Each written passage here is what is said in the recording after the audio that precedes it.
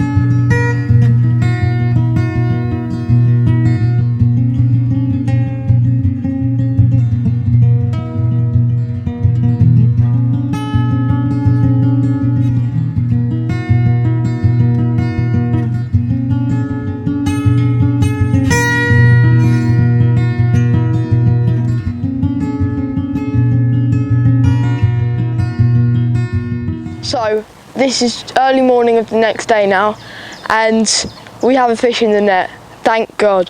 Last night I borrowed a few of Angling Direct's Advanta rods, and we put them all at 70 yards, but I was quite fancying a bay in the corner over there because it looked really snaggy, and I thought lots of carp will hold up there during the night. So I put one out there on a crafty catcher king prawn, and sure enough, just before it got light, it roared off with this absolute beauty.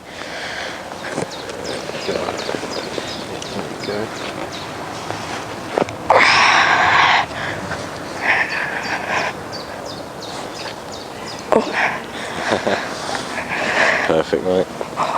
All 17 pounds 6 of her. I'm so made up with this. Thank you, Chris, for letting me use your rods. They were amazing. Nice stiff but nice soft tip. I was so glad to have this fish. Thank you so much. Well done, buddy. Thank you. Oh, baby.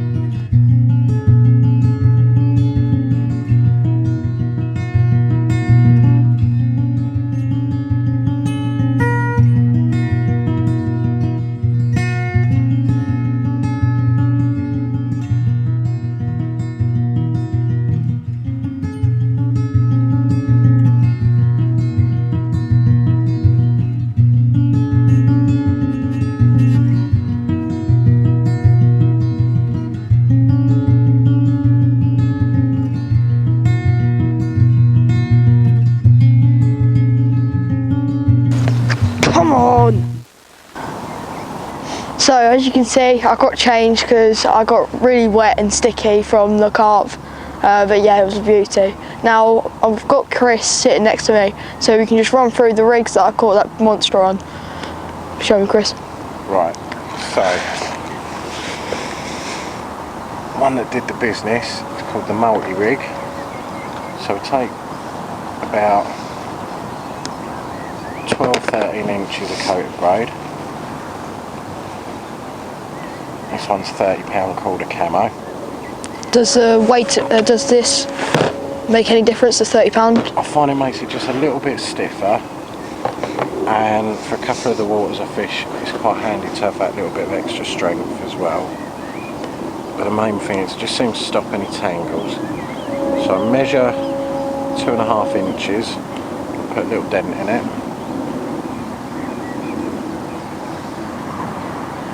Fold it in half.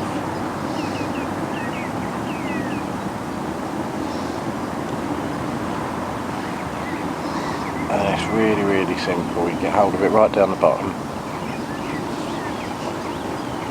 Fold that around. Twist it back on itself half a turn. Put that through there, so tie a little figure of 8 loop. Yeah. Wet your knot. Is that just so it helps bed it down, wetting the It knot? just helps lubricate the line so you don't damage it as you tighten it up. Pull it all in.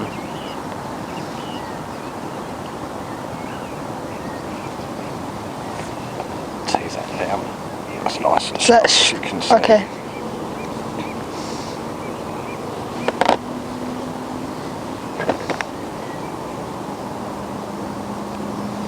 Snip the tag end off. I always leave a couple of mil. I know it looks a little bit scruffy, Yeah. but Just in case. just in case it slips a little bit. Yeah, you've There's got that. something left there, yeah. Yeah. I'd rather have that than worry about it being really, really neat. Otherwise, you could slip it out and then you could lose a fish of a lifetime. Exactly. Then we just break the coating, but right behind the knot. Just tease that back. It's quite a tough coating on this braid. Would it be easier the lower the pounds you go? It is, but this particular one is quite a tough coating anyway, which is one of the reasons I like it, because when you tie your knots in it, the coating doesn't split.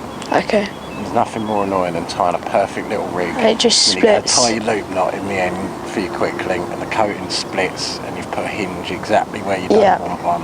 Yeah. So I just peel that back a couple of mil, and I just sort of tease the braid to loosen it up. So that creates, as you can see, it creates a nice little hinge. Yeah, and that just gives it some movement Exactly. as well. Exactly. And then decide how long we want the rig. So say you want the boom section to be about 8 inches. Do exactly the same again. Little dent. That doesn't damage the braid. No, You're just sort because... of marking the coating. Okay. Fold him over. So with the dent, does it just make a mark so you know when you take it So I off? know where Alright, to it's straight fold there. it, yeah. I'm a little bit anal with my rig, so I like everything the same length and Yeah. really tidy. And exactly the same knot that M.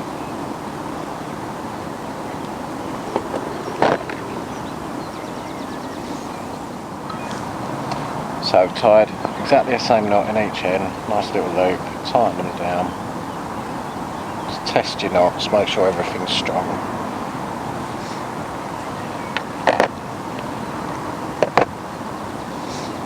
I know some people don't like wasting a lot of their rig, so that would be a lot of waste for them. What do you say to that? I think you're better to give yourself enough material to tie the rig with easily and not try and fight to make your knots and trying to fiddle with it and making everything really difficult. Because you end up losing more For than... the sake of wasting a couple of inches of material, it's not a lot. Give yourself enough to work with. Because if you give yourself too little, you've wasted all of that. Exactly. If you end up tying it too short, then you've got to bin the lot. Yeah. So peel a little bit extra off. You just make your knife a little bit easier. We get an anti-tangle sleeve.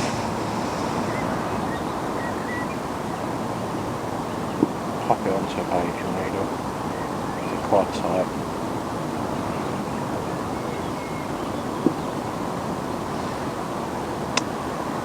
Find if you wet it, it just helps everything. Slide together.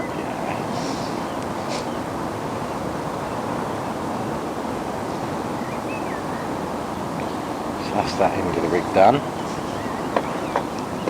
And then we get some 1mm silicone,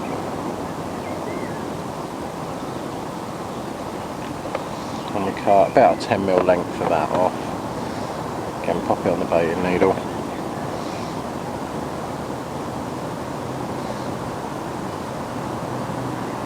That goes onto there. So does that just cover the knot so it doesn't? Nope. I'll show you.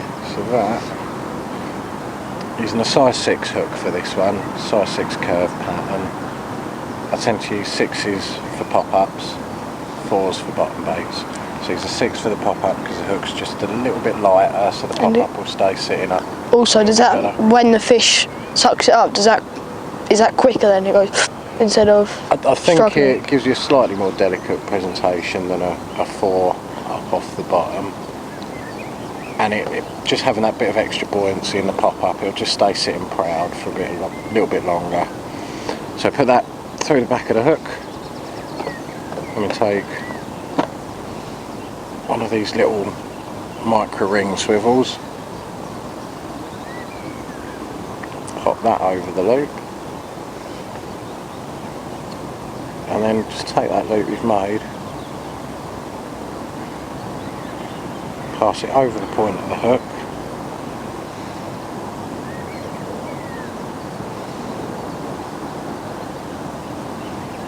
and I want that there position roughly opposite the barb. Is that just for so the pop-up just sits up? Yeah, so when the pop-up is pulling against that puts it in the perfect position for the hook point to sit nicely. That little piece of silicone Oh, okay. will just slide up over the eye, and that helps trap the D. It'll help stop it closing down on the cast from the weight of the bait pulling on it, and it just helps keep the D open. So you can see that'll sit up off the bottom like that, and the hook's And it's all pretty presented. much a perfect angle. And then all we have to do, it's a little bit fiddly, I tend to use a baiting needle to do it. Pop the needle through the eye of that swivel, and I take a little 4mm bait bam. So this is a little bit fiddly. Get that through the eye there. Yep.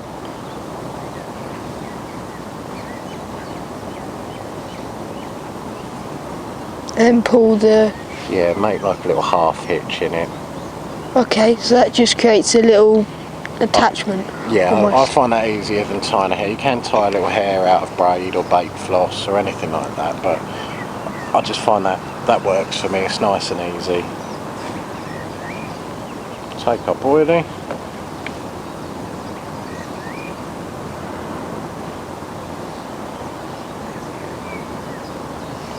Pop him on like that.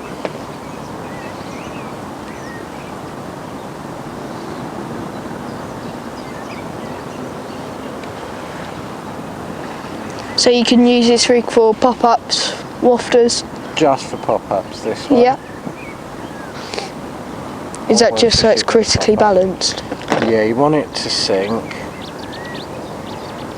Sort of. You don't want it to plummet down through the water like that. You want to balance it with the putty so that when you let go of it, it sort of sinks at that kind of rate. So it's got enough weight for everything along here to lie down nicely.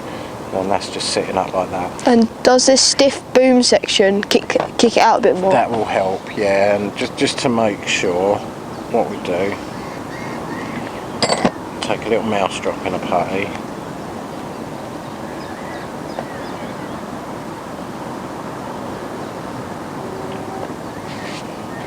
Mould that round the boom towards the back of the rig, so a couple of inches from the back of it. Yeah. And that helps it all fall through the water like that, pushing it away from the lead. And then we take a slightly bigger lump of putty. Take more than you need to start with, and mould that around that knot. Obviously being careful not to cover your hinge over. So you mould a nice big lump of putty around that knot.